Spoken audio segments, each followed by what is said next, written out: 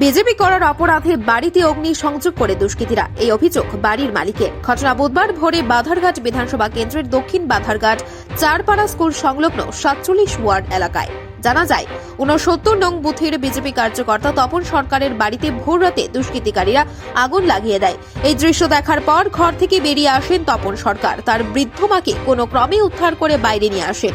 আগুনের তীব্রতা এতটাই ছিল যে আগুন নিয়ন্ত্রণে আনা সম্ভব হয়নি। এলাকাবাসী ছুটে এসেও আগুন নিয়ন্ত্রণ করতে পারেনি। খবর পেয়ে ঘটনাস্থলে আসে দমকলের ইঞ্জিন। দীর্ঘ প্রচেষ্টায় আগুন নেভানো সম্ভব হলেও ঘরটিকে বাঁচানো যায়নি। এতে প্রধানমন্ত্রী আবাস যোজনার জন্য পাওয়া 50,000 টাকা পড়ে গেছে।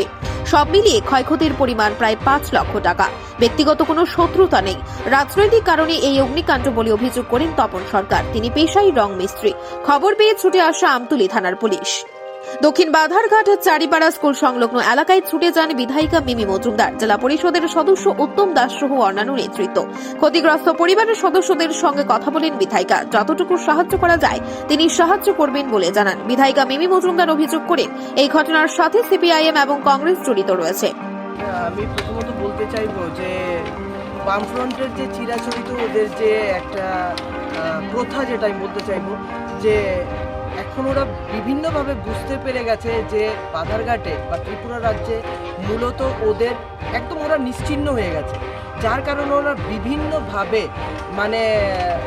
বিভিন্নভাবে আগুন জ্বালিয়ে বিভিন্নভাবে বিক্ষোভ ভয়ভীতি প্রদর্শন করে ওরা ওদের জায়গাটা পেতে চাইছে।